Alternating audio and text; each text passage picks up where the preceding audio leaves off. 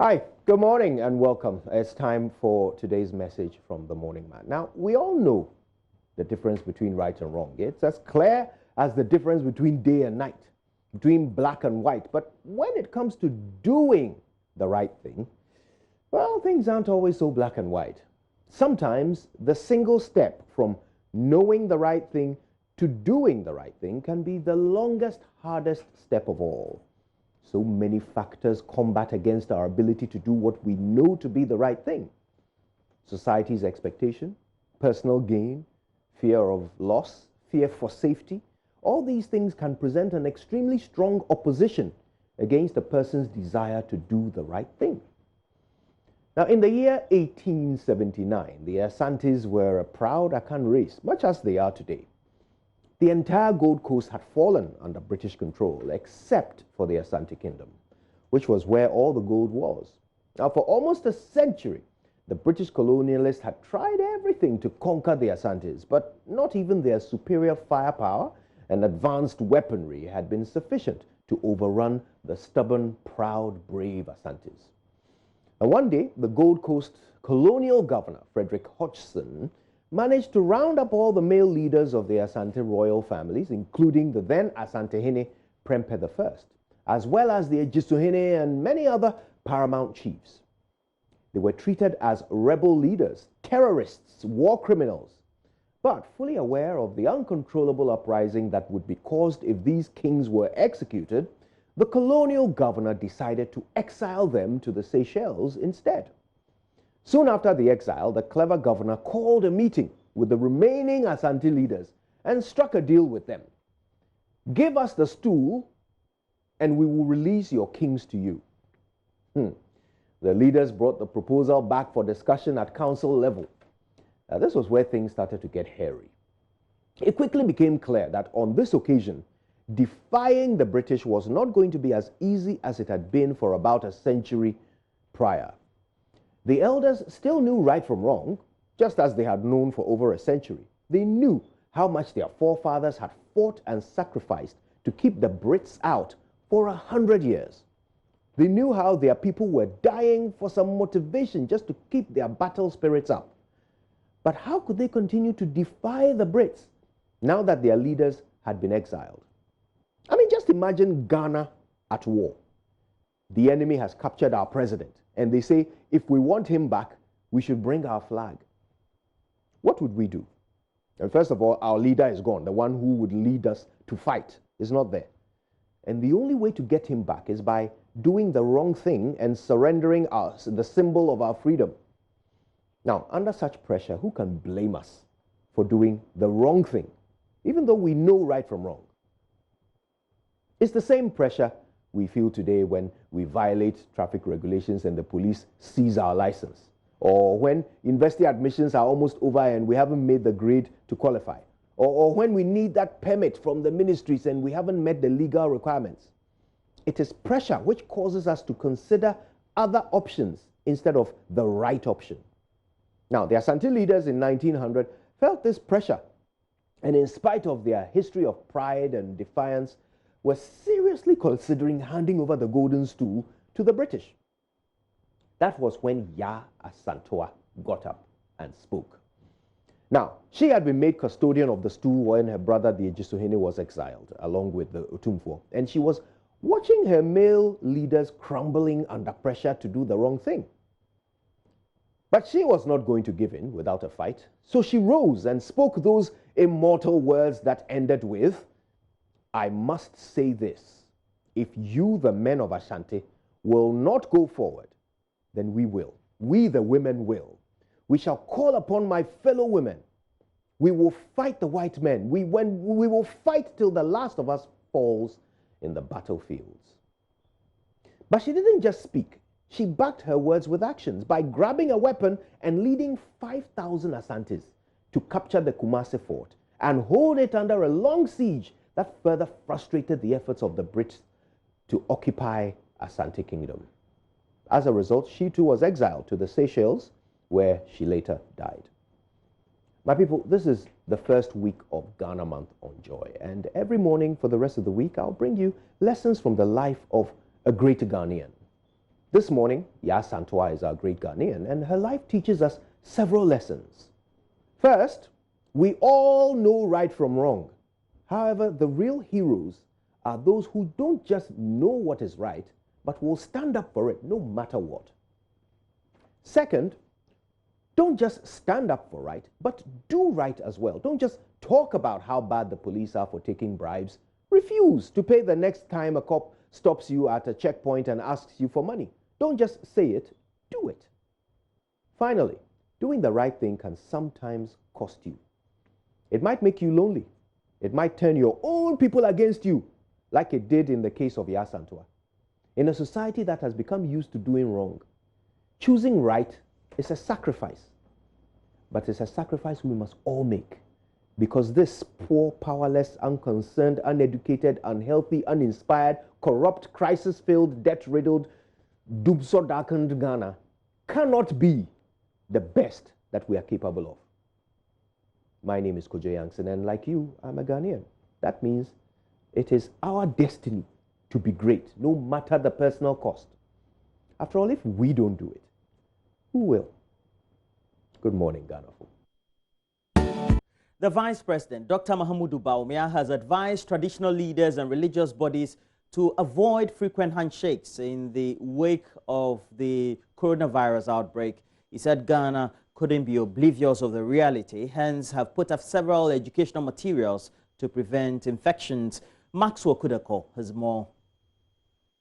Dr. Mahamudu Bawumia hinted the infection is largely spread through contact. He advised traditional leaders, religious authorities, and all Ghanaians to rethink how they shake hands with each other in private and in public. The virus, which started in parts of China and killed hundreds of people, have spread to Europe and United States, leaving the continent in fear. Speaking at the centenary anniversary of the Presbyterian cluster of schools in Suhum, Dr. Mahamudu Bawumia encouraged Ghanaians to adhere to preventive measures and stay safe. He hinted the Ministry of Health is already working hard to detect and curtail suspected cases of coronavirus within the boundaries of Ghana. Handshake is a culture within the Ghanaian community which is mostly cherished by indigenes. Meanwhile, the virus, according to experts, is spread widely through contact. And this infection is largely spread through contact. And so many countries are taking measures. In Ghana, we cannot be oblivious. So far, government is taking measures, and the Ministry of Health has announced various measures that have been put in place to try to deal with this, should we have to deal with it in Ghana. I think we need to really up our game across the length and breadth of this country. But we will require a lot of changes in the way we do things in Ghana and across Africa. And so we have to be very, very careful. Nananum and our traditional leaders, we will have to maybe start thinking of even how frequently we shake hands with each other across the country, because it is a risk that we have to be conscious of. It is difficult to change that attitude, but I think that we all have to put our heads together and start thinking of changing some of these things that we have that are almost second nature. He described the virus as very deadly and mentioned some preventive measures Ghanaians have to take before the virus hit them hard in the face. This is a very deadly virus, and we have to make sure that we take all the preventative measures as have been announced by the Ministry of Health. But we need more education all across the country and more vigilance. So let us take this virus very seriously. Let us wash our hands very regularly. And when you are sneezing, please cover your mouth and your nose and everything, because you could transmit it in that manner. But I think we should be conscious of it. I just wanted to use this platform to say, let us not wait till it arrives, but let us start taking preventative measures. Maxwell Kudako report from Suhum. At least 7 cars were completely burnt at a fitting shop at Community 18 Junction in Tema, along with 3 other container shops over the period of the last 24 hours. Though exact cause of the fires are known, some eyewitnesses, however, suspect it started from the fitting shop around 7:30 p.m. The fire quickly then spread to cars, overhead cables, and consumed anything in its way. A neighborhood watchdog committee commander, Isaac Ozo, informed the ECG when it proved difficult reaching the fire service. The ECG substation in the area then cut off power supply, which could have exacerbated the situation. Correspondent Kwame Yanka has more in this report. When Joy News got to the scene, firefighters had put out the fire. Personnel were seen cooling any material that contained heat. But earlier videos from bystanders show how container shops were up in flames with residents looking helpless in the process. A neighborhood watchdog committee commander, Isaac Ozo, tells us how frustrating it was getting through to the fire team. Divisional crime commander, it's been fairly immediately direct to his office and our friend straight loud in good turning from line and one more contact him. And I'm sure I bet me I can call ECG office no, and I'm let you almost doom lights no, and I quickly doom lights no. The bear some 30 minutes later now, fire service for nearby, and almost as one would do me. But now by then I say I'm a baby da. Can you be seen here because now lights and human and casacra and any LTT out of form. Tiankani the ever causing more damages. And I never see them say fire service for the Yamunya where my because you're from a delay too much. Now my cynic crowd are from Mumfa. Meanwhile, an apprentice at the fitting shop, Seidu Brahma, says they were able to salvage some cars. I'm afraid to say I just show her. Intimation move here. Let me join by you, John by no, your name sena, a bear my Jana doom yet. Until I said by a piano, I don't mean doom yet. Never fed you with my boy, no, or mobile, with my boy, I can, I Janet Makov. A buy on the Senna, Yam share, no, Senna, cast and association, because I'm out for cash and I what I say. And I send the MCC, but yet meet Pia Beer, but be brashy. Cast be brashy. I feel like I don't match now, and I bet my bomb and say, no more cast in a share season because I am from. But you didn't know about her. Yet you two and I will say, Jana and I'm so sent me your own phone. Kwame Yanka's report for Joy News.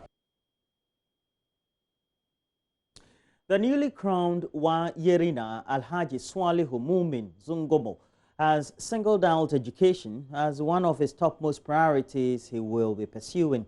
The 73-year-old Yerina noted that toying with Ghana's education means that the ordinary child will be heading towards failure in all spheres of his or her endeavor. Alhaji Swalihu Zungomo made the statement in a speech read on his behalf at the ceremony held to adore him as the 38th Yerina. Alhaji Swalihu Mumin Zungomo is the 38th Yerina and the second to come from the Zungomo Gate since the inception of Yerina alone, which first started at NASA several centuries ago before it was moved to the present day Wa. He took over from Alhaji Mustafa Mokhtari, who passed in August 2019. Alhaji Zungomo was sworn into office by Alhaji Suleiman Afroko and given prayer cattle, chaplet, and animal skin as symbols of his office. He was later adored at the forecourt of the Wanas Palace in a ceremony that was well attended by people from all walks of life, including the Upper West Regional Minister, Dr. Hafiz bin Sali, leadership of various political parties in the region, representatives from all 12 recognized sects of Wa, sons and daughters of Tagarayiri. The Wala traditional area, in terms of traditional system of governance, is ruled by the Tapo system. The Imams, the Yerina, and the overlord over the Wala kingdom. None of these personalities can work without the complement of the other. A member of the organizing committee, Alhaji Aziz Gado, spoke of the important role of the Yerina in the tradition of Wala. In matters of secular regulation. All Wala recognize the authority of the Wana, but all matters relating to the Muslim community are overseen by the Yarena. The Yarena exercises his authority through the Liman. He represents the interests of the Muslims at the Wana's palace and always consults the Liman before declaring his stand on any matter at the palace. Yarena Alhaji Swalu Sungumo, in a speech read on his behalf by lawyer Obedu bin Siddiq, penciled out education as one of his topmost priorities he would be pursuing. It is also often said that education is the bedrock of every country if it is to develop. A very good educational base serves as the reservoir from which the country fetches its human resource. Therefore, if you toy with your education, then you are heading towards failure in all spheres of your endeavor. Upper West Regional Minister Dr. Hafiz bin Sali congratulated Alhaji Swalu Sungumo for his elevation to one of the most coveted positions in the Wala traditional area, urging the people to rally behind him to succeed in his reign. It is my conviction that consensus was built on the processes and selection of Alhaji Swalu Mumuni Sungumo as the new Yarena. Now, Chairman, I therefore wish to urge all of us to rally behind him in his reign to foster unity amongst the sons and daughters of the Wala traditional area.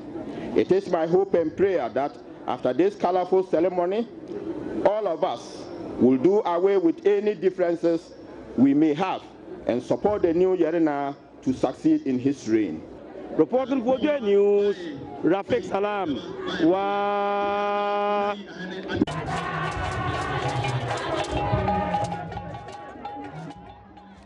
That's it for the news. We do have more news as we review the newspapers next. Do stay on. We'll be right back.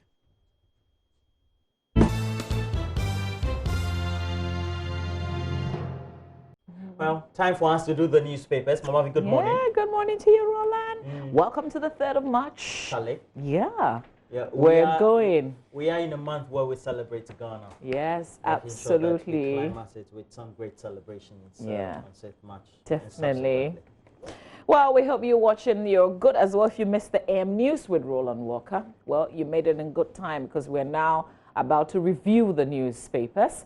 So we've got a couple in the studio. I'll do the Daily Graphic, the Finder, the Daily Statesman, and the Ghanaian Times newspaper. And as usual, Roland will say I'll do the rest. So let's begin. Let's see. I'm always starting with the graphic. So let's start with the Times. Okay, let's start with the Times. The Ghanaian Times newspaper front page. Here we go. Government honors 34 students for excellent performance in the 2019 BCE. So on the front page, there is the Vice President presenting an award to one of the winners. A picture by Geoffrey Buta. Also, VR Minister, Volta Regional Minister announces 10,000 Ghana cedis bounty for arrest of assassins of Sogakope Assemblyman. That story has been extensively reported here on Joy News since it broke on Sunday, with our man Fred Kwame Asari, dashing there quickly and doing a very extensive report for us. So, of course, any updates, you would get it first here on Joy News. Also on the front page of the Ghanaian Times, Ghana loses $9.8 million to cybercrime, other criminal activities in 2019. There's ACP Dr. Gustav Herbert Yangsing, Director of the Cybercrime Unit of the CID. Details on page 3. It says 31 suspected. Okay, so this has to do with another crime story, but the particular one that I'm sharing is that Ghana has lost at least $9.8 million to criminal activities last year, as against $105 million the previous year. Out of the amount, $6.8 million was lost through fraud, 2.7 lost to intrusion and stealing, and the rest to sextortion and child pornography. So the director of the Cybercrime Unit of the Criminal Investigation Department, Assistant Commissioner of Police, Dr. Gustav Herbert Yangsing, disclosed these to the Ghanaian Times in Accra yesterday, stating that 10 cars, and $58,000 of the $9.8 million were recovered by the police. He also mentioned the reported cases to the units as forgery, cybercrime, remittance fraud, sextortion, and romance fraud, among others. ACP Dr. Yang Singh stated that cybercrime topped the 192 reported cases reported to the units last year, representing 47%.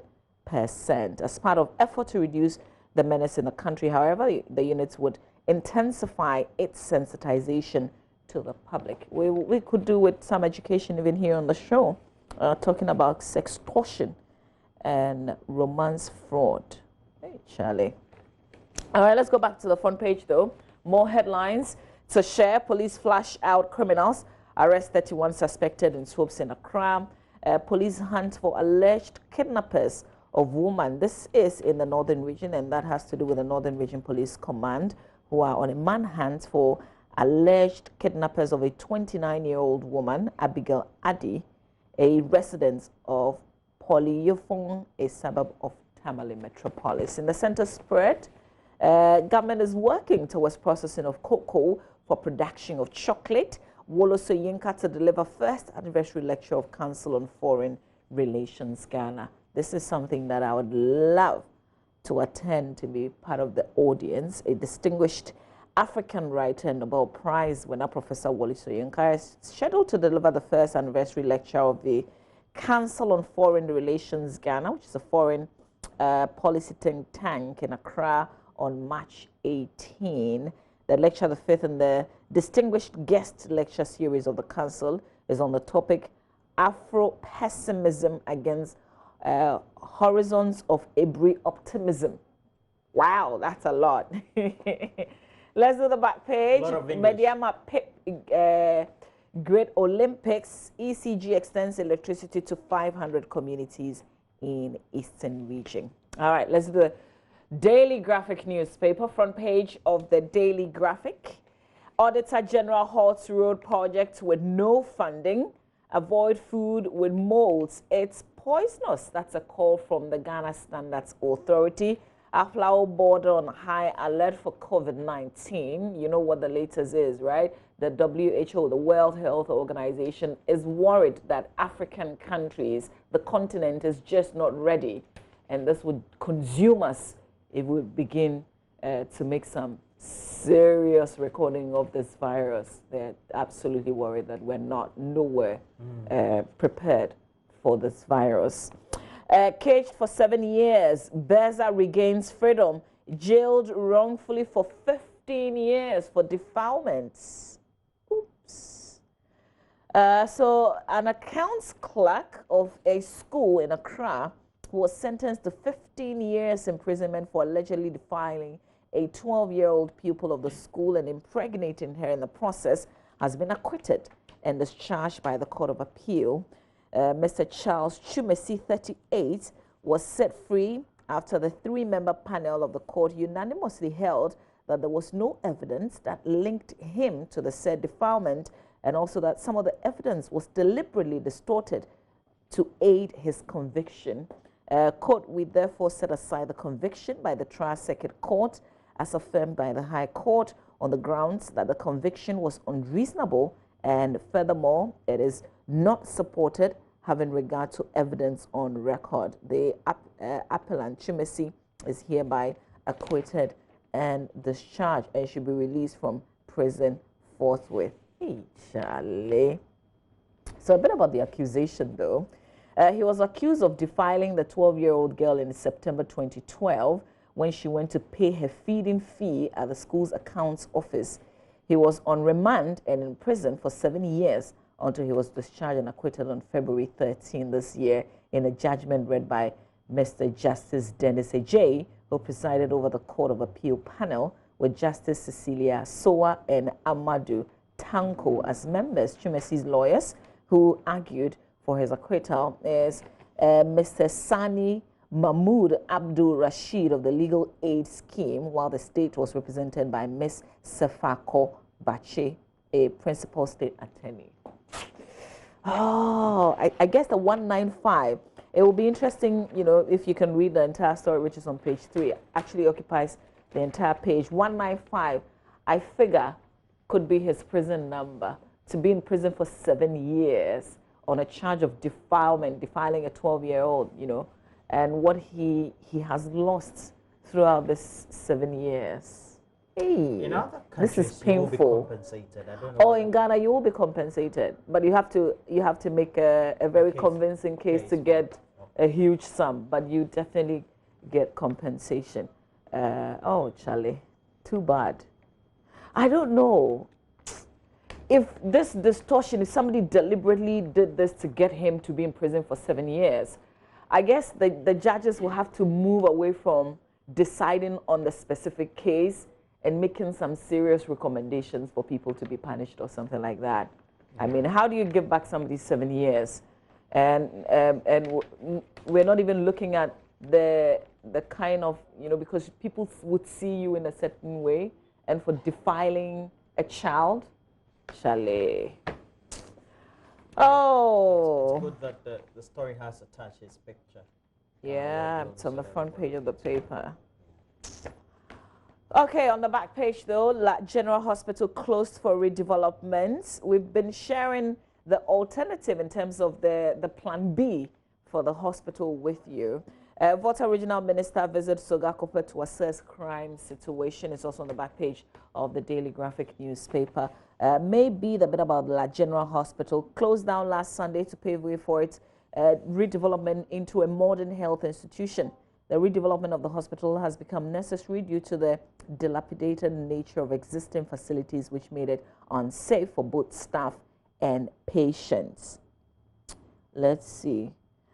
Some residents and patients, this is just fast forwarded to the residents concerned, have meanwhile expressed misgivings about the closure of the hospital, which they say has been a place where they could easily access health care. A trader said it's not easy going to Korle Bu for treatment because of the large number of people who go there, and so La General Hospital has always been very convenient for me. So that's accounts of residents who are complaining, but there's always the Korle Bu Polyclinic. You know, there's a polyclinic before the teaching hospital, and people should, because the closure is absolutely necessary if they have to renovate, and yeah. All right, let's do the Finder. The front page of the Finder newspaper, 71% of CEOs positive about local business conditions. Dr. Awal woos Moroccan investors. One Ghana movement proposes 7 ways to get Ghana ready for COVID-19. Northern region on health time bomb is another story on page 10 and 11 in the Finder. That's one of interest. It says the fight against the proliferation of unlicensed chemical shops and the unauthorized sale of drugs in the northern region has been a Herculean task for the Pharmacy Council for some time now. In many parts of the northern region, including Tamale, it is not uncommon to see drug peddlers tie chop boxes to the back of their motorbikes or bicycles, selling drugs to unsuspecting customers. Others display the drugs in the open and under the mercy of the scorching sun, usually on market days, to catch the eye of passers-by and prospective buyers. Well, we also have a voice, so I guess if you read the entire story, essentially, you have to buy drugs from the appropriate places. Definitely not from a certain box, a certain chop box tied behind a bicycle or being sold on a table. That's not the place where you buy drugs. You do so at your own, what did they say? Exactly. Go to a place where they've written pharmacy or chemist, you know, and get it from the right places. The last newspaper for me, though, is the Daily Statesman. Front page, we can't leave any child behind. Vice President Bawumia says free SHS will broaden opportunities for all. NPP exposes Mahama's lies on Cocoa Road. Alex Mould accused of hiding NDC killer incentives to E&I. Many more stories in the inside pages of the paper. Roland Walker. Okay, so start walking. Okay, so let's get to the Daily Dispatch newspaper. Has on the front page, someone said secretly recorded Akufo-Addo in his office, and this was part of an. Roland, share some details of this. Let's see. It's attributed to Archbishop Duncan Williams. The story on the back page elaborates. that the Archbishop revealed that somebody had the temerity to secretly record President Akufo-Addo in his office at the Jubilee House, a situation which the man of God said has compelled the security team at the presidency to stop all mobile phones from entering the president's office. The founder of Action Chapel International made the revelation during his first sermon on Sunday. He described such secret recordings as evil and urged government to enact a law that makes such acts punishable. We also do know, we have Article 18.2 of 1992 Constitution has provision which cater to the breach of privacy rights. Other persons were allowed to meet the president with mobile phones. Because unless that protocol, that's, it's not even the president. If you're entering, if you're meeting either a chief of staff or any of those in that particular building, you're not allowed to carry your phones. So unless they relax it for some persons and somebody took advantage of that and then recorded, that would be solely on the head of the person who allowed whoever it is to bring in those gadgets. Because they've got a system that's already running. That's why I'm still, from yesterday, I'm still thinking about, it's not a revelation. That's been in the protocol. Exactly. That's what happens. What I do know that if you're media or any other agent or assigned, you're allowed to use your phone? You're not allowed. Yeah, you're not allowed to use your phone. I am thinking, based on experience, having visited the castle or having reported at the castle, and now they're a little bit at the Jubilee House before. The thing is, your phones are taken away. Yeah. Those who get to go to the president's office are those close to him or visitors that the presidency will trust, will confirm. Yes. So there are people who are allowed to take their phones. For example, the chief of staff, the president, so amongst that kind of. So it has to be a so close. This one is no revelation. I mean, it has to be a close grouping. So it's not like public. So go and the fish public them is out. allowed. If you're a visitor, let's say, you can just. I can't appreciate the story. Like, I don't know what big revelation this is. Because there are serious matters of discussion that go on. I'm not sure how. If you decide to relax your own rules and get somebody to bring their phone because of who they are, and they decide to record, that's your own cup of tea. But Deal with it. The protocol is. If you stick to the standards, we won't have that breach. Yeah. I'm surprised that there was a breach. I mean, you should be scanned thoroughly. So when I went to listen to the Archbishop subsequently, and when I heard that, I said, well, and he's not a visitor to any of the presidents. I mean, the Fourth Republic. I'm thinking. Maybe not because a I've public cited him visitor. a couple of times. I don't understand you. As in, you're saying he hasn't been there, or he hasn't been a guest? He's not a visitor. As in, he's not new to having visited presidents over the period. So, if he has been allowed, it's because maybe you're close to the person. And so I concluded it's only kith and kin or those who are close who will be allowed to use their But phone I think the standard should not recognize if you're so close to me or not. If that's the rule, then everybody must stick to it. The minute you begin to relax for the people you know, that's what happens. So this really will have nothing to do with us. Not the public. It will have everything to do with the people that you are close to. Yeah, it could be trusted visitors. So deal with that. So let's move on. Now that I understand the story better. It's still a serious issue nonetheless, because the issue of people recording. Yes. Yeah. I mean, I really don't like it when I'm talking to someone, the person says, I hope you're not recording me. I mean, that would be the end of the conversation. And then I say that I know the rules that we work with. Why would I record you when you have no knowledge that I'm recording you? But I think I would advise or counsel that it's better that you try not to send phones to people, to offices or the premises where you strangely, that's what has happened. Because you never know who will record, and then they will say it's you. But how would the person even know that you don't have a phone on you? Wow. Unless you go and you declare that I don't have a phone, or that's another thing. I mean, I think it's bringing issues of trust. Really, you don't really know who to trust these days. Definitely. Other stories on the front page of the Dispatch. Greater Accra MPP feels Kandapaa Jr. adverting for Facebook comments. Again, any of the things that we tend to do on social media. Who is Kandapaa Jr.? I don't know. Sounds like. I know. It hasn't been stated whether he's related to them. One person with suspected coronavirus symptoms dies in Kumasi, GHS boss. Oh. It was selfish for politicians to get fund scholarships, MPP, MP, and minister. The struggle for Ghana's independence, all retold, and again, the account on page 5, and all these stories are there. Now, on the back page, we have Ghana could lose collateral to Sino Hydro in $2 billion bauxite-backed loan. The IMF is warning. And then let's do the front page of the custodian. The custodian has on the front page, MPP begins vetting of MPP or of MP aspirants. No way for dual citizens. A number of social media posts about who is having a dual citizenship or not. And registered aspirants also not allowed.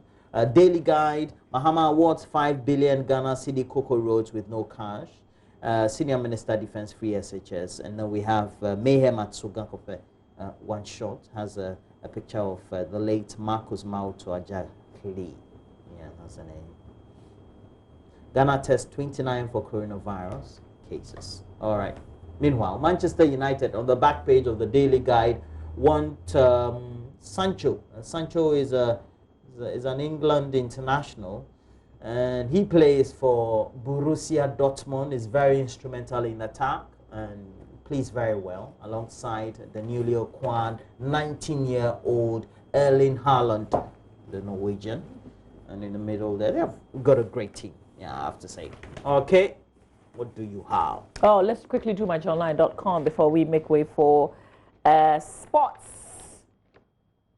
Unless we don't have time to do myjournline.com, otherwise we'll ask that. You go to myjournline.com for more news. Okay, yeah, here we go. So, La General Hospital, a man jailed wrongfully for, this is the man who was in jail for 7 years for defiling a 12-year-old. That story we shared, it's actually the front page headline in the Daily Graphic newspaper. He was jailed for 15 years, served 7. And then, you know, the verdict is he actually didn't do it. He's not guilty. Fidelity Bank denies fake news about its intention to take over CBG assets. Komla Dumont telling the African story, a reflection. It will be a good read. No evidence chloroquine can treat coronavirus. That's the Director of Public Health at the Ghana Health Service, Dr. Bedu Sarkodie. Who's talking about reacting to claims on social media, really, that chloroquine or chloroquine phosphate, 250 mg, that's milligram, right, had been found by French and Chinese doctors to be effective for treatment of the virus. More of it on my Journline. Also, power outages, faulty plans let us down. Energy Ministry spokesperson. You don't get it, do you? We want a timetable. When something happens, why do you come back to when the thing has happened before you tell us? Like, we don't deserve to know what's going on and what the plan B is in terms of a schedule or something of a sort. And then you give us these excuses. Charlie, let's move on. La General Hospital shut down for $52 million reconstruction. Again, is the plan B we're talking about for residents and people who live around there. When I saw Apostle General Sam Crunchy Ankara on stage, I guess it's a feature. I would encourage you to check it out on myjournline.com. Medical announces marriage to Fela Makafui. That's what these two. Good luck to them, whatever they decide to do. Port Health Coordinator suggests self-quarantine for persons arriving from abroad. Charlie, we're taking this for granted. We're taking this for granted. People come and then we just laugh about it and ask, are you coughing? Do you have fever? And that kind of thing. And we're hugging them, we're shaking them, and they are back with us and doing everything with us. And we're taking this thing for granted. Ayo. I had an interaction with the Director General, and I had some encounters with people who had traveled and returned just before the close of the last weekend. Met them at the funeral and asked them how they were checking. They said, "Oh, they just put the laser, thermometer on me, and they said I said, so I asked, how do you track the people? Because if somebody leaves the airport and goes to, let's say, Kuntunsi, and you said, oh, because they filled the form. I said, even then, can you track them? If you say that you look at the destinations where they are coming from, etc., can you track them? Yeah, we need people to also be honest.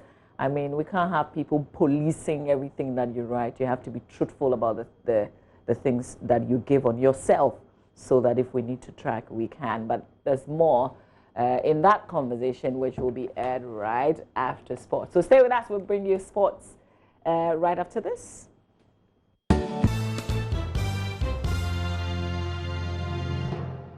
Hi there, very good morning to you wherever you are. My name is Benedict Osu. Welcome to the sports segment here on the AM show. Well, last night we saw action in the English FA Cup. Arsenal are through to the next stage. They beat Portsmouth. Later tonight, Liverpool will be hoping to bounce back to winning ways after their very first defeat of the season came last weekend to Watford. They are up against Chelsea at Stamford Bridge. We'll do a preview and also show you highlights of what happened yesterday. But we have to start here on the local scene, and Black Stars coach CK Akono is expected to name his team for later for this month's Africa Cup of Nations doubleheader against Sudan. Well, this will be the first call-ups CK will be making since taking charge of the team in January. Well, let's go over to the phone lines and do more in terms of what to expect this afternoon in CK, or actually this morning when CK Akono names his squad for the doubleheader, as I mentioned earlier. And Sheikh Tofik, as a football analyst, journalist, colleague, joining me on the phone line. Sheikh, thanks so much for your time this morning here on the show.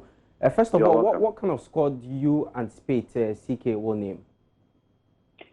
Well, thank you very much. I think that considering what has been going on in the Ghana Premier League of late, of course, my expectations are that CK Akono will name as many as possible players who are in top form in the Ghana Premier League, you know, in the 23-man squad that he's going to name this afternoon. Maybe I'm talking about as many as players you're looking at. What number are you looking at?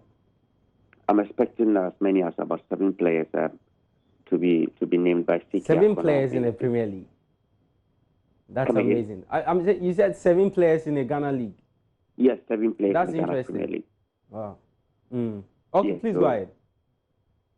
So in the 23-man squad, that is the number of players that I'll be expecting in the Ghana Premier League. And, you know, considering the form of some of these players, of course, Yaya Mohammed, who has been playing for Aduana Stars and has been doing so well, is a player that myself and others of Ghanaians are expecting to see in the squad that CK will be naming this afternoon. And a couple of other players, Richard Atao of Accra Hasuku, who has also been doing very well in the Sticks. Justice Blay of Asante Kotoko, Koyo Amwakun, who has also been doing very well as a right back for Ashanti Gold. Zakaria Fuseni, Emmanuel Nete of Hasselhoek. So these are the players that, on my side, I'll be expecting to see in the squad when CK Akono finally names it. All right, then I'm sure it will come as a huge disappointment to you should CK not, you know, at least give not more than 5 of the players you've mentioned. But some have also said that in our last 2 games against South Africa and Sao Tome, the team we used relatively a new squad with some of the players that we introduced. Why don't we keep that team and maybe 1 or 2 new additions?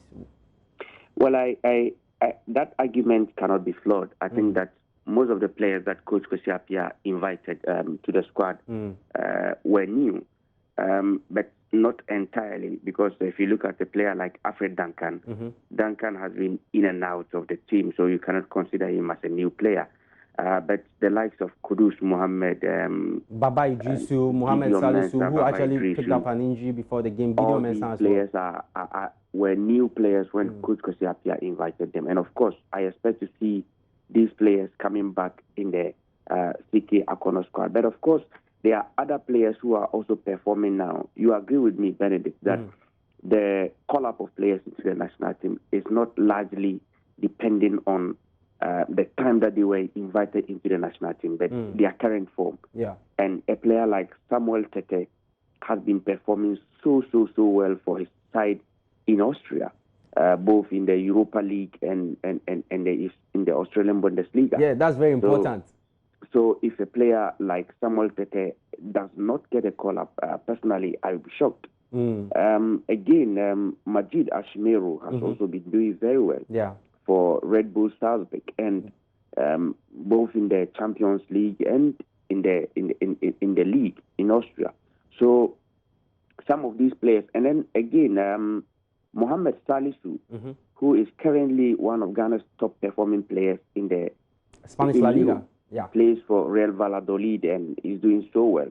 You remember when Coach Chrisapia named his side, the last time that Coach Chrisapia was the coach of the Blasters and called his team without calling John Entry. A lot of people made a lot of arguments about why John Entry should have been invited into the national team. So for me, if a player like John Entry is also not invited this time around, I'll be surprised. So these are the surprises that, you know, if I don't see in the team, I'll be Samuel Tete, Majid Ashmeru, Mohamed Salisu, John Entry, and perhaps, you know, Quatin, who plays for Bordeaux in France. He's played for all the junior sides of France, but yet to play for the senior side, and he's ready to play for Ghana. So you expect to see 7 home-based players in the team and also some new players in the squad. But of course, after the announcement of the squad, CK will answer questions from the media. What would that question that Sheikh Taufik would want to put to CK Akono? My question will largely depend on the players that he will name. So depending on the list that will come out, that will inform the questions that I will ask. But of course, if I don't see the likes of Samuel Tete, Majid Ashmeru, Mohamed Salisu, Quatin, John Entry in the list, then obviously I'll be forced to ask questions as to why these players were left out. And again, considering the home-based players, if Yaya Mohammed or Zakaria Husseini, Richard Atta, Justice Blake, Kojo Amoako, Emmanuel Neti aren't able to make the list, then Coach Akono should explain to Ghanaians why these informed home-based players have not been able to make the list when he named his maiden Black Star squad. Sheikh, thanks so much for your time this morning here on the show. Really appreciate it. So that was Sheikh Taufik, football analyst, speaking to me on what he expects in terms of CK Akono's announcement of his squad for next month or later this month's doubleheader.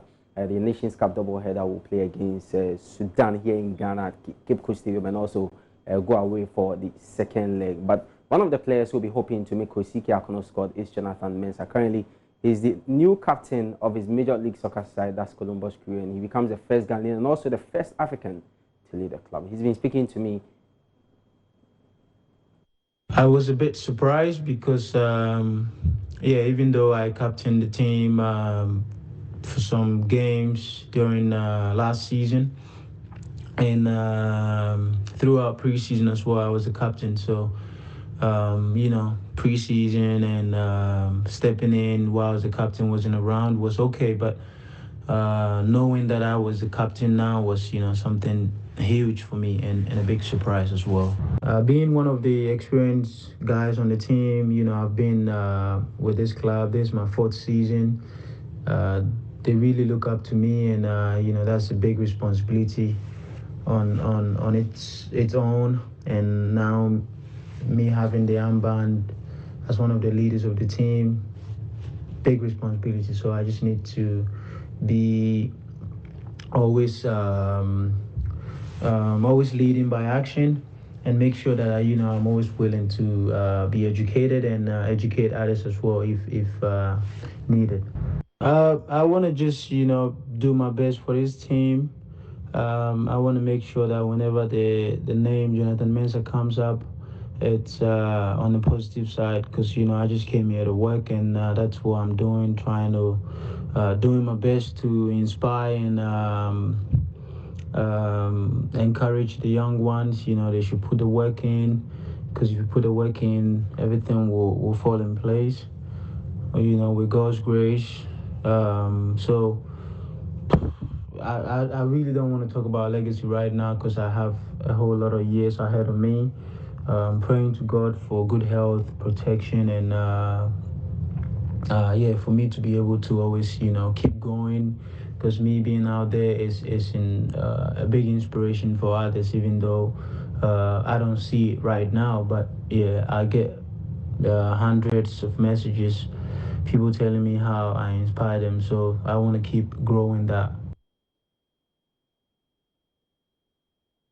All right, so Jonathan Mensah is the new Columbus Crew captain in the Major League Soccer. Well, away from that, British Ghanaian born Eddie Nketiah continued fine scoring form as he scored and helped Arsenal win their game at Portsmouth to make the next stage of the English FA Cup. Highlights of the game for you.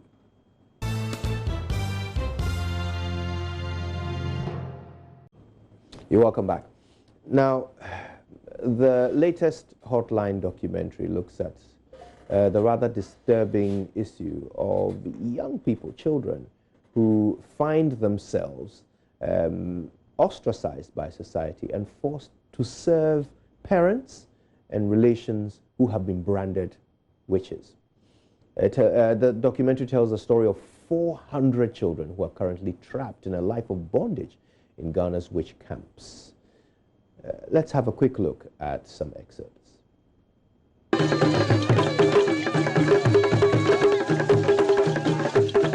This was an event in December 2019 celebrating the closure of one of Ghana's largest witches' camps. I humbly officially declared Nabule alleged witches' camp duly closed. Setting over 50 women accused of witchcraft free to go back home.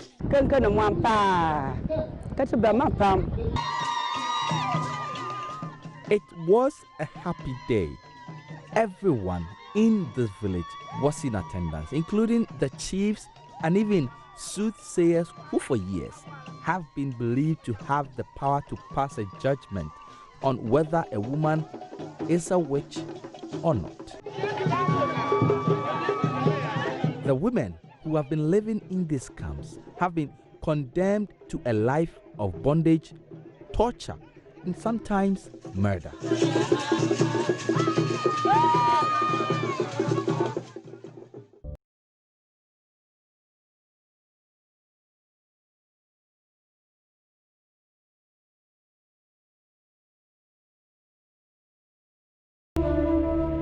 But the unheard dark secrets of Ghana's witches' camps are the stories of the hundreds of children and minors who live here. Some were actually born in these camps of bondage. Others brought in to live with women suspected to be witches. Witchcraft accusation is deep-seated.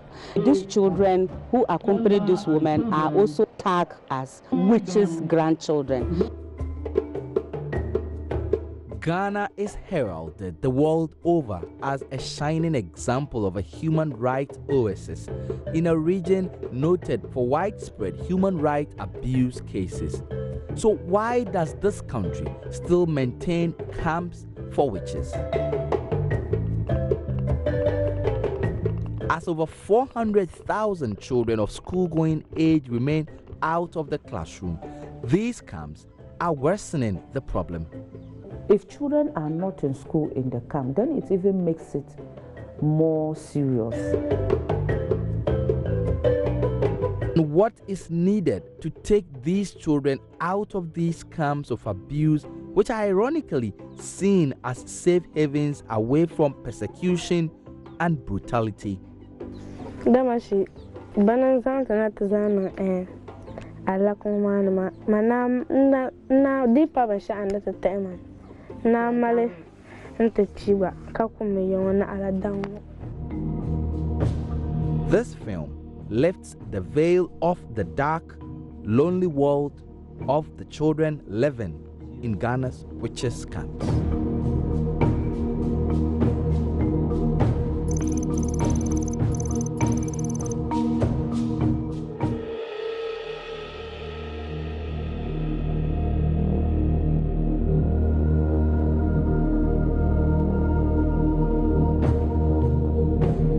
It's a Harmattan morning in Nabule.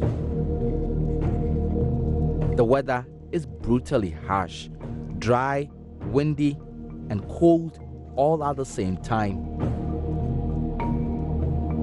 The town's children have come to gather around fire as dawn breaks. This is how to keep warm here.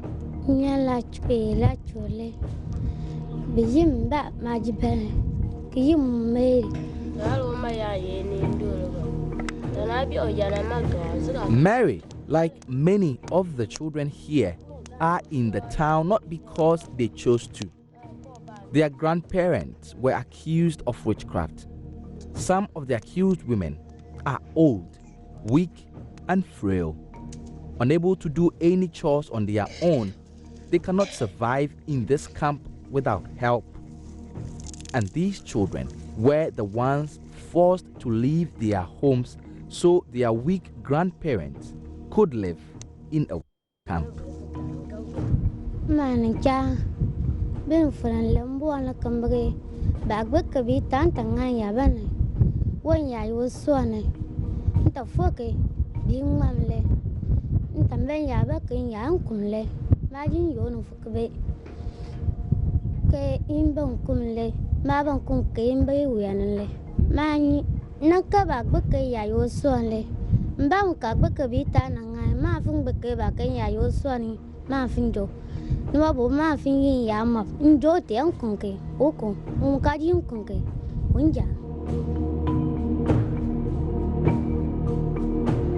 25 years, Nabuli, located in the Gushegu district, has had only one claim to fame, the Nabuli Witches Camp. A so-called deity here that could cleanse people of witchcraft became a safe haven for women who came from far and near to seek help after their communities banished them. One of them is Bakpo Teague, who lives here with her grandson, Blasiem Jekpora. Teague's story of how she came here is similar to that of many of the women.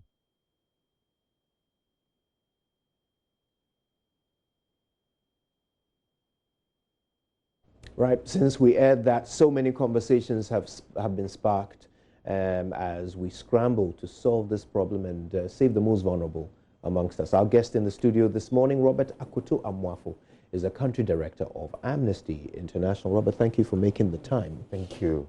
Good job. Now, first of all, help me understand from the perspective of your organization, Amnesty International. What is your understanding of the size of this problem? We've told the story of 400 kids. But how big is this issue across Ghana? Thank you for having me. And it's important that we talk about this issue because it's a very big and a very long issue. It's been there for a long time. So many interventions have come, especially in the space of civil society. A lot of churches have also done some work within that space. So it's a very big issue. Some churches have tried to support the process of getting the women out, and they've not been successful. Civil society have made advocacy, and it's still persisting. So it's a very big issue that we need to look at. Now, why is it that so far it appears to be civil society and churches attempting to deal with this problem? These are citizens of Ghana. What is the state doing about them? So that is our question, even as civil society and other organizations. Our question is, where is the persistence of government in ensuring that this issue is addressed? Where is the interest of government in ensuring that the women who find themselves there and the children that this documentary bring out do not go through what they are going through? And that is our question now for them. The idea that are they putting enough resources to this problem, as we've done with other issues that have come up, that have the same and similar things around it, like culture, religion, roots, and all of that around the issue. Right. It's because of this issue that this issue is not being addressed. But we have been successful in certain areas. We need to put the same level of seriousness to this issue. Which areas? I mean, what can we point to as having been a success on the part of government in dealing with this problem? One is the FGM, female genital mutilation. Some years ago, it was a terrible issue in Ghana, especially where the same area in the northern part of Ghana and the northern regions, And there were issues where people were being arrested. Now there's even a law against FGM. And there were people who were set in place to ensure that these things do not happen. Right. Over time, there was a commitment, even also by civil society, to educate these people. So there is a need for the same level of commitment. Trokosi is another issue that was happening in the Volta region. And we committed a lot of resources to ensure that these things go away. And those are the issues that we can pick up and say that these are examples, there are lessons there that we can learn, that we can pick from there, from government side, to address the issue. Have government applied any resources yet to the issue of these witch camps and the children who are now victims of the same bad practice? In previous years, and we've seen some governments closing down some of the witch camps. I think 2015, 2014, one witch camp was closed down, and others have been closed down.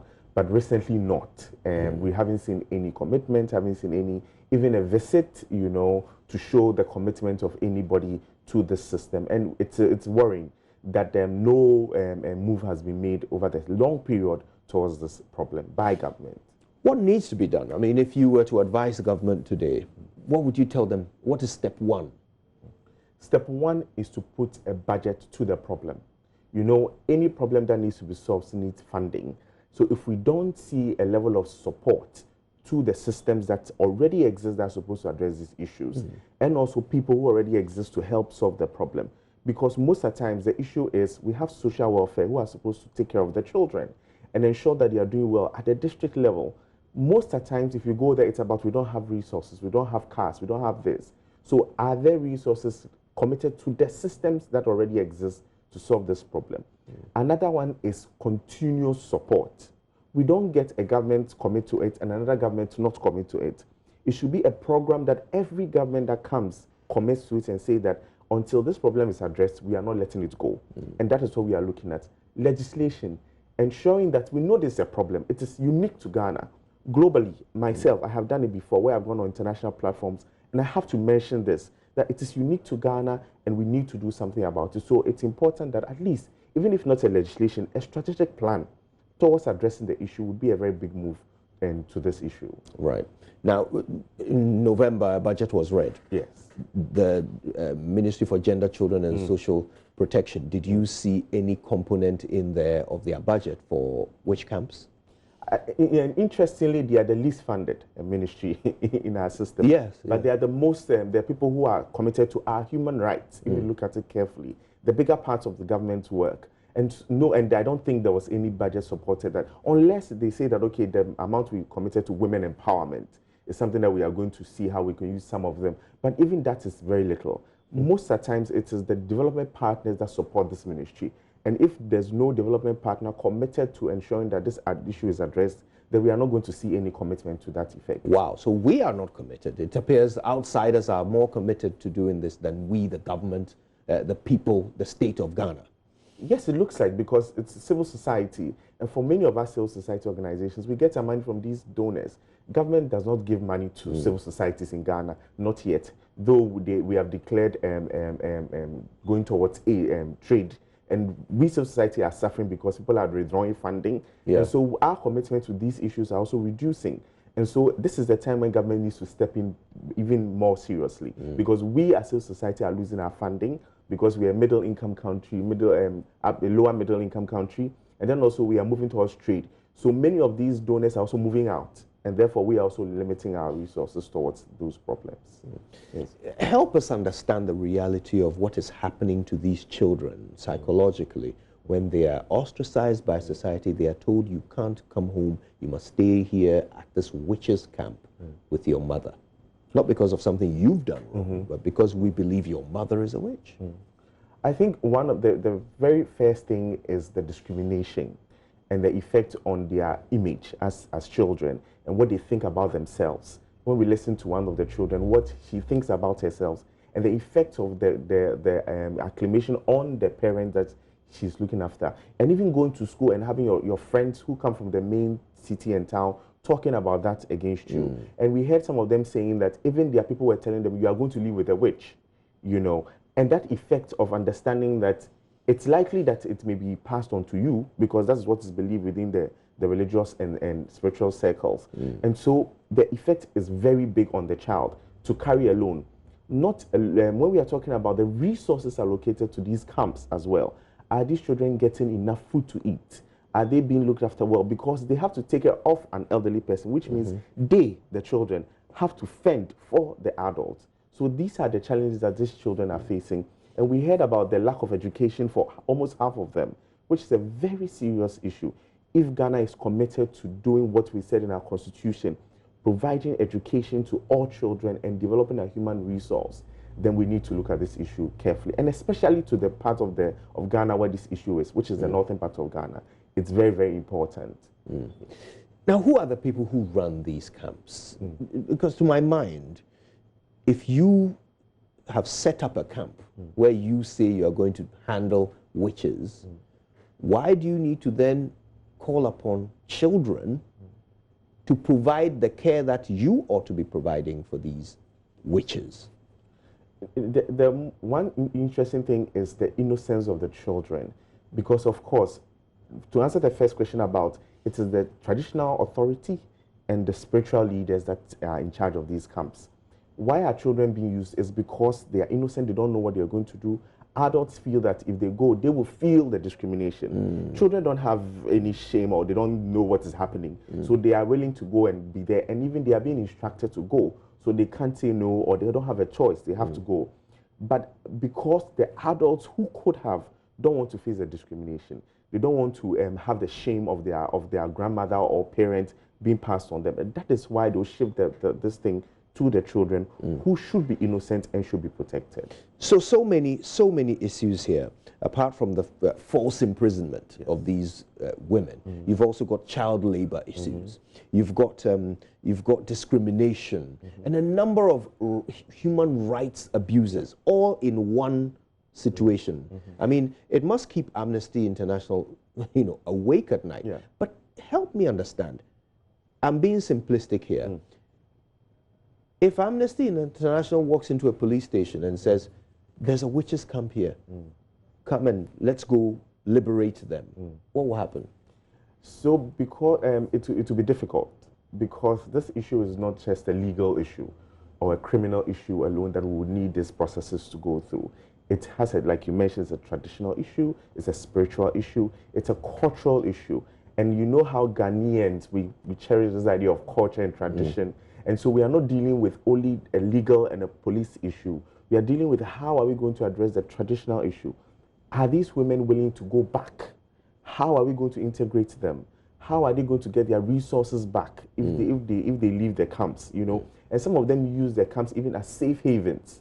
So they're not necessarily in prison, but they have to go somewhere and take care of themselves. So these are the issues that have to be addressed. And like we mentioned, it is not going to take only the efforts of an NGO like Amnesty or Action Aid or Vision International. It takes government commitment. But what will the police say to you? Will they say what you just said to me? Will they say, look, no, we can't go and enforce the law because there are other, there are religious considerations? Is that what the police will say? Yes, because of course they understand and they are within a community and they are also part of the community and they understand what is happening. And like I mentioned, some of the women would not want to go because of what they would face themselves. So that is why it even depends on how we address the issue. It needs to be holistic. So before the police says, let's move this woman, we should have put in place certain measures that if the woman leaves, she's going into to feel safer, to feel more secured, and to feel more catered for. Is that not the role of DOVSU in the police? I mean, when it comes to, domestic violence and, victims of this nature, is it not their role to have those provisions there so that if they go and rescue someone, say from an abusive marriage, that they have a shelter where they would keep this person, or they have some arrangement to keep this person safe from the suspect, or if there is a defilement, or the abuse of a child. All of these things are issues at these camps. So is DOVSU not already established to deal with these things in the way you described? And like I mentioned before, we need commitment of government and resources. Many of these systems already in place, like I mentioned, the social welfare department and DOVSU themselves, even the police, need certain resources. And that's why we are saying government needs to commit to these resources, ensure they provide these resources for the systems they've set in place. So these are the systems they've set in place, the police and all of that to do all these works. But if they don't provide the said amount, the said budgetary allocation, the resources that will enable them do the work that they need to do, then it will not be resolved. Now, even as we are talking, we know Dopsu may have only about one shelter available in Ghana to take care of even women who have been abused. How much more these women, who we are mentioning over 1,000. So we need, like we say back again, government need to commit resources to this problem, or else we will keep going round in circles. Because, as was mentioned yesterday, a camp was closed, and the women were sent back to their homes. These women were taken out of the community, and they have to go back to another witch camp to go and stay there, because the systems have not been set in place to give them the refuge they need, even if they leave these witch camps. So we'll keep on going on in circles unless there's a strategic, holistic plan to this issue. Right. Yes. So let's look to the future. This year, I mean, you've had a look at the budget. Nothing was allocated. So will any progress be made this year? Do you expect anything to be done about these women? Or are these 1,000 women expected to face another 12 months of despair with their children in tow? So we hope that this documentary and our discussion as we're doing it and the advocacy that will go on would help lift some attention. Of course, even if there's no budgetary allocation to it, something can be done over the period. So we are looking towards our leaders as we are talking about this issue, that they find something to be done. At least the Minister of Gender should commit some time to go and visit. Let's see her commitment to this issue. Also, the other issue is that we need to make it an issue within this election year.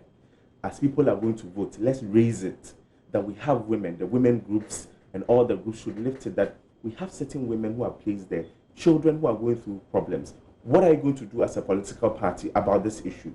Let's raise it so that it becomes a discussion within the political space, an issue-based discussion. And then also as civil society, we need to continue doing our work in the media to raise attention, because like I said, this thing has been raised over and over and over again. We get one action by a government, like visiting there or closing down one camp, and that is it. There's no consistent solution. Therefore, we need to involve all stakeholders in the process when we try to address the problem. Civil society, the churches, the religious groups, the governments themselves need to be part of the process, and the community leaders, and the community themselves, and the people who are involved in the process, which are the children and the women who find themselves in this issue. So if we look at this problem in this way, I'm sure we'll make a good progress within this process.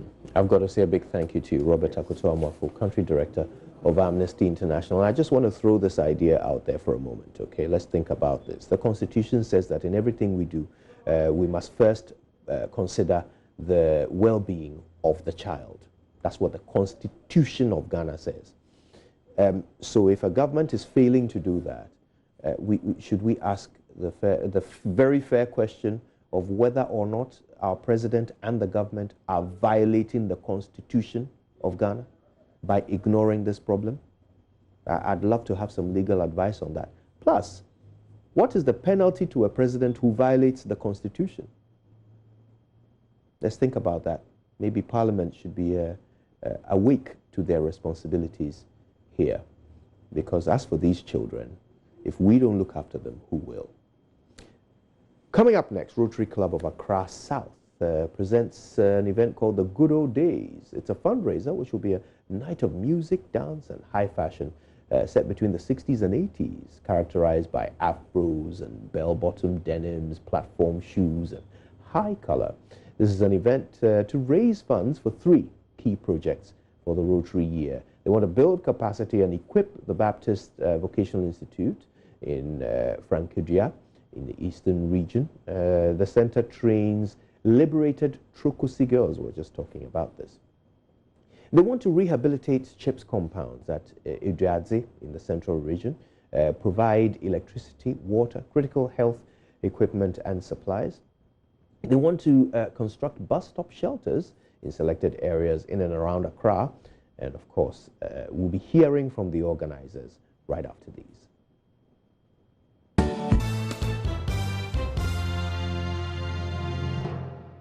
We thank you for staying with us here on the AM show. Now, Rotary Club of Accra South presents the Good Old Days fundraiser, which will be a night of music, dance, and high fashion, set between the 60s and the 80s. But it's because of some very important cause. I want to introduce to you my guest who will tell us all about it. Mr. Patrick Nuttall is President Rotary Club of Accra South, and Adoma Sapon-Befi is Project Chair, also Rotary Club of Accra South. Good morning to you. Good morning. Maybe, Mr. President, you should tell us a bit about Rotary Club, particularly your branch. Okay, so Rotary is the world's biggest service organization, approximately 1.2 million members all over the world. In Ghana, we have about 53 clubs and at least about 1,000 Rotarians spread all over Ghana.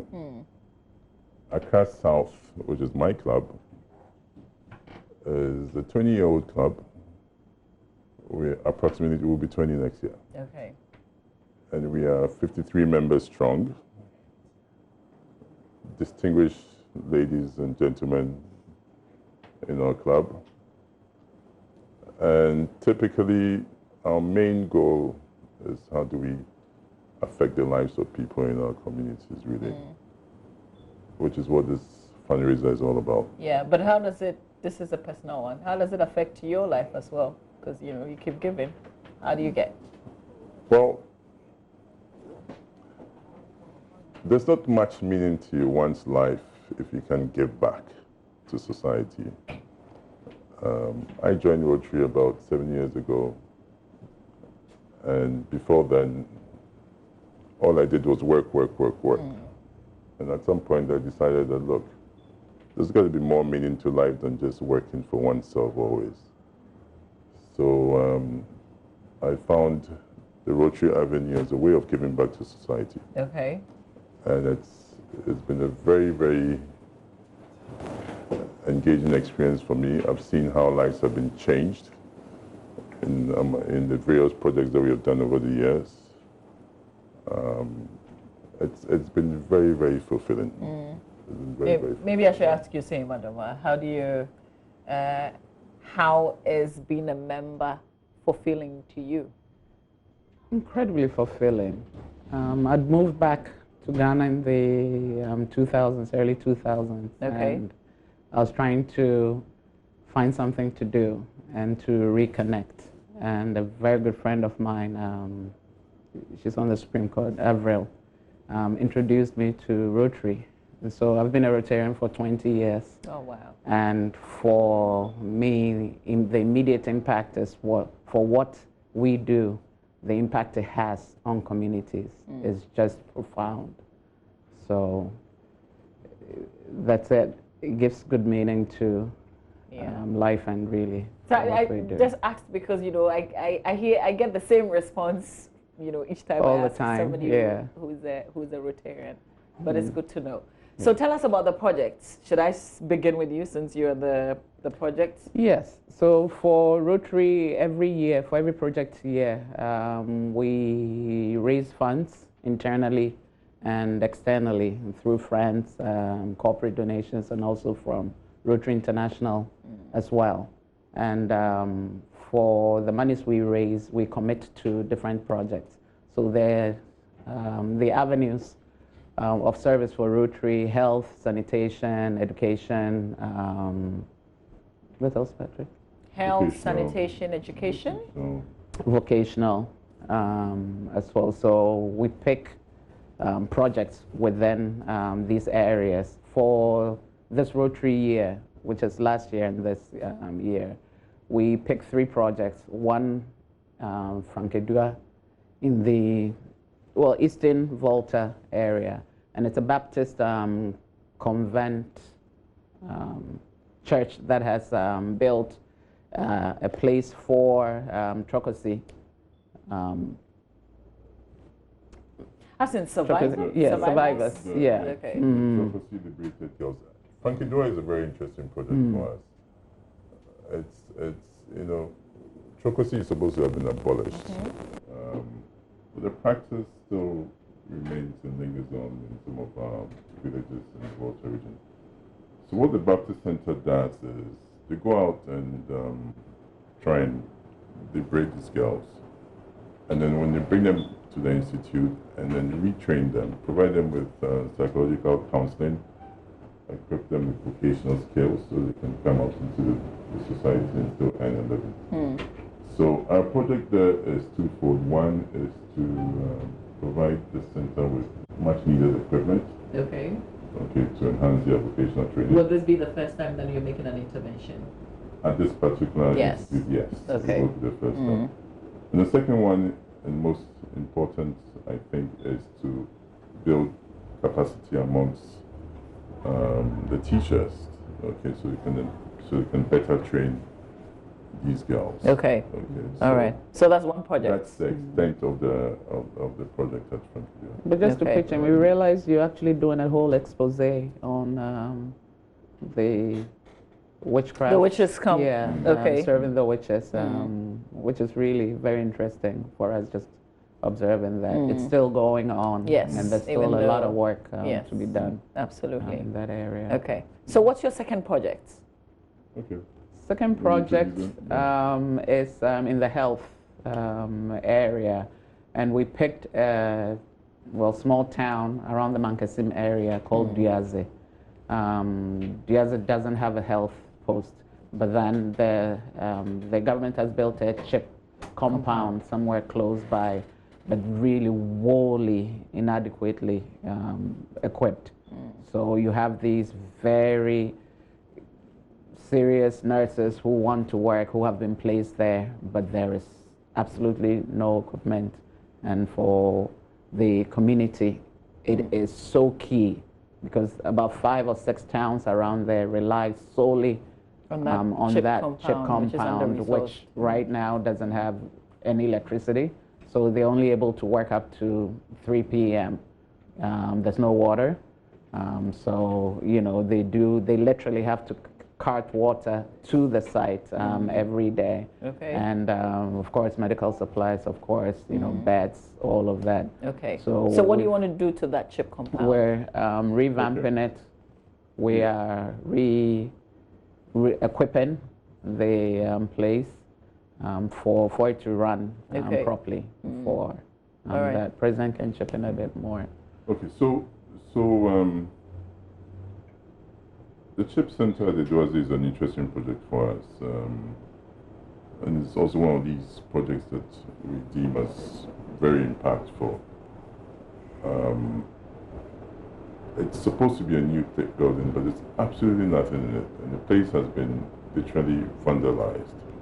Okay, so they installed new equipment and it has been vandalized.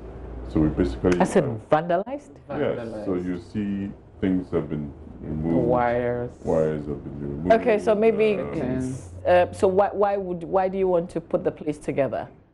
We want it to be a properly functioning health post. How about the fear that it could be vandalized again? Well, that's a good point, but hopefully with the provision of electricity, the security issue might be addressed. With the provision of water, it means that people can actually live. There is accommodation facilities at the center, so people can actually live there, and that would reduce the incidence of these things. Okay, let's talk about your final project. So let me just say something about the Duyaze. Okay. And it's on a rather sad note, but this shows how important projects of this nature are. The first time we went there, after visiting the center, we went to an adjoining school and met a bunch of lovely kids. It was a school that was being run by a Polish lady, okay, and financed by, all kinds of supporters from Poland. We met these lovely kids, and barely a week after our visit, we got word that one of them had passed away. And it was just over something that could have easily been addressed if this health post was functioning properly. So that's how impactful some of these things are. It was on a rather sad note, but it gave us the desire and the urgency to try and really get this project done. Okay. So the last one, you want to go? Bus shelters. Okay. Throughout the city. As in the city of Accra? City of Accra. Okay. All parts of Accra. You know, you'll really notice it when it's raining or when the sun is so hot. Or one of the areas that we tried to pick was around the SNIT hospital. We just observed that when people come from the hospital trying to hail a taxi or trying to get around, there is so this is the main absolutely Oxford nowhere. Street. Main Oxford Street. Okay. You know, but then for us that was a realization. So get that a what we would say a bus stop. A Is that bus it? stop. Okay. But somewhere for somebody to just sit while they're waiting for transport. Okay. Or just to catch their breath. Okay. You know, as it was. So we're looking at doing that throughout the city. All right. So what's going to happen on the nights where we have the music, the 60s and the 80s? The He's good a old party days. What's going to happen? Okay, so the first thing is for people just to come and have fun. And also just have fun and know that they're contributing to a good cause. I call it the mother of all old school jams. Really, it's going to be a real good one. We have some world-class DJs that are going to be playing for us. It's going to be a night of lovely old school music. Hopefully we can all look and dress the part. Put on our guarantees and our bell-bottom trousers and afros and crimping trousers and all that kind of thing, and just come out and just have fun. Okay, so give us dates, venue. So the date is on Independence Day, Friday, March 6th. The location is at the National Insurance Commission head office, just off the Independence Avenue. That's it's a side road just between the Veterans Association of Ghana and Lutheran Church. The Lutheran Church. Okay. Cool. All right. So it's easily accessible. We're going to have security for cars on the night, and it should be a good one. Yeah. So Adama, tickets. Where do you get a ticket? There'll be tickets at the gate. Okay. How much is it going for? 50 cedis. Oh, okay. But there'll be wonderful prices. Stay at Senchi, we can stay at Senchi. Really? A ticket, really. So we're doing, well, your admission ticket qualifies you for a lucky dip. And we have very interesting prizes for admission tickets. In addition, we are selling raffle tickets. And that's what Aduma is talking about. Okay. You know, the first prize is a round-trip ticket abroad. So can you just come even if you're not a member of the Rotary Club? Absolutely come, especially if you're not a member. Just to get a sense of Rotary and fundraising. Okay. Is there a place where people can go for more information? Yes, you can go on our website, Accra South. Accra South Rotary.org. Accra South Rotary.org. Or you can just Google Rotary International, all right, and you'll get all the information on Rotary and what it's about. All right, we have to wrap up on this. Just a final word to share. Well, very simple. Just come out and have some fun on Independence Day and support a good cause. Okay. All right. Thank you for your time. Thank you. All right. Stay with us. Thank you very much. You're welcome. We've got show business coming your way. Stay with us.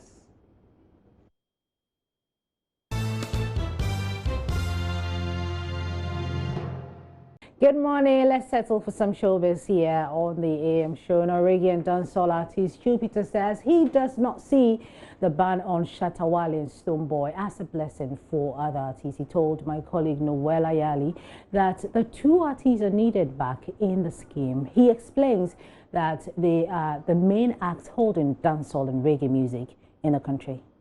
For me, I feel very bad. You know, I don't see this to be any sort of opportunity or any sort of blessings. I mean, to see somebody's downfall and chance on it for you to come on. It doesn't really make sense. For me, I pray they leave the ban, you know, from them so that they come back again, because Shatta Wale is a big artist. Stonebwoy is a super big artist. The two of them are like, you know, serious spine for reggae dancehall. So we need them back, you know, and I'll do my best to speak with the people. I'll take them out, buy them one beer, and then, you know, so that they can leave the band on them. Yeah, this is love. This is Ghana. We have to love ourselves, you know what I mean? But do you think they're doing things that would sort of soften the heart of the board to lift the band? Yeah, I've spoken to a couple of them. If I don't want to mention it, but I think some of the main board are my friends, very good friends of mine, you know, and you know what, the honest truth is even part of the reason why I actually filed for this nomination. Now, meanwhile, Kofi Mole says he is positive about winning the Hip Hop Artist of the Year category in the 2020 edition of the VGMA. He says he has worked very hard here in the review, adding that he is the originator of love songs as a hip hop artist.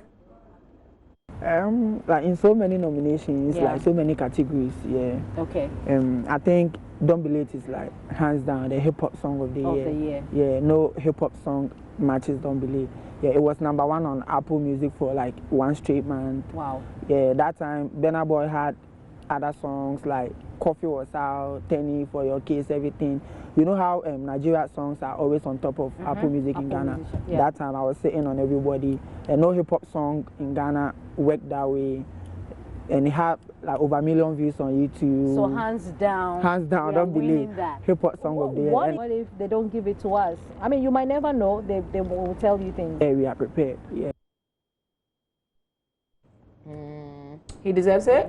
Well, he said he deserves it. Yeah, I think so. Yeah? Yeah, he's worked a lot. All right. Yeah, well, it's not up to us. It's up to all of you to decide. But that's where we have to end the show. We've got a lot more show business and a lot more news on myjournline.com. Roll. Well, that'll be it for now. Bye-bye.